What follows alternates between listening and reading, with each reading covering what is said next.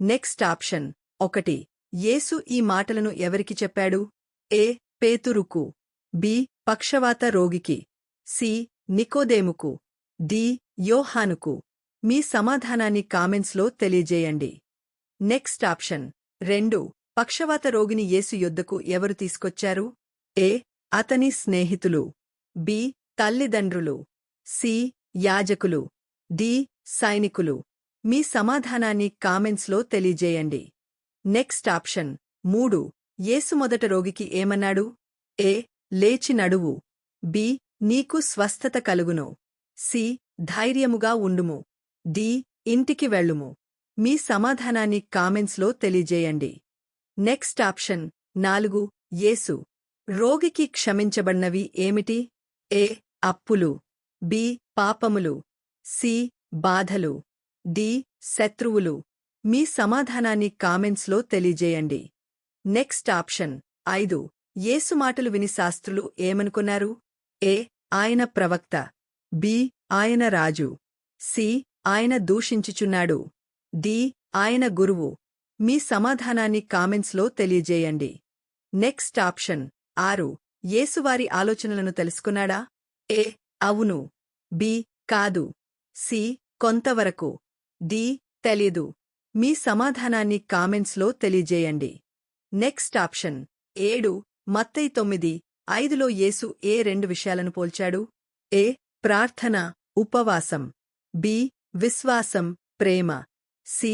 పాపక్షమాపణ, స్వస్థత. డి. ధనం, దానం. మీ సమాధానాన్ని కామెంట్స్లో తెలియజేయండి. నెక్స్ట్ ఆప్షన్ 8 యేసు భూమి మీద ఏ అధికారము కలిగియున్నాడని చూపించాడు? ఏ. యుద్ధాధికారం. బి. పాపములు క్షమించు అధికారం. సి. రాజ్యాధికారం. డి. ధనాధికారం. మీ సమాధానాన్ని కామెంట్స్లో తెలియజేయండి. నెక్స్ట్ ఆప్షన్ 9 యేసు రోగికి చివరకు ఏమన్నాడు? ఏ. ప్రార్థించుము. బి. ఉపవాసముండుము. సి. లేచి నీ మంచము ఎత్తుకుని ఇంటికి పోము. డి. దేవాలయానికి వెళ్ళుము. మీ సమాధానాన్ని కామెంట్స్లో తెలియజేయండి. నెక్స్ట్ ఆప్షన్ 10 రోగి యేసు మాట విని ఏమి చేశాడు? ఏ. కూర్చున్నాడు. బి. పారిపోయాడు. సి. లేచి వెళ్ళిపోయాడు. డి. ఏడ్చాడు. మీ సమాధానాన్ని కామెంట్స్లో తెలియజేయండి. నెక్స్ట్ ఆప్షన్ 11 ఈ సంఘటన ఏ సువార్తలో ఉంది? ఏ. మత్తయి. బి. మార్కు. సి. లూకా. డి. యోహాను. మీ సమాధానాన్ని కామెంట్స్లో తెలియజేయండి. నెక్స్ట్ ఆప్షన్ 12 రోగి ఏ వ్యాధితో బాధపడుతున్నాడు? ఏ. కుష్యు. బి. అంధత్వం. సి. పక్షవాతం. డి. జ్వరం. మీ సమాధానాన్ని కామెంట్స్లో తెలియజేయండి. నెక్స్ట్ ఆప్షన్ 13 యేసు చూసింది ఎవరి విశ్వాసం? ఏ. శాస్త్రులది. బి. రోగ మరియు అతని స్నేహితులది. సి. పరిసయ్యులది. డి. జనసమూహముది. మీ సమాధానాన్ని కామెంట్స్లో తెలియజేయండి. నెక్స్ట్ ఆప్షన్ 14 పాపములను క్షమించగలవాడు ఎవరు? ఏ. మనుష్యులు. బి. దేవుడు. సి. రాజులు. డి. యాజకులు. మీ సమాధానాన్ని కామెంట్స్లో తెలియజేయండి.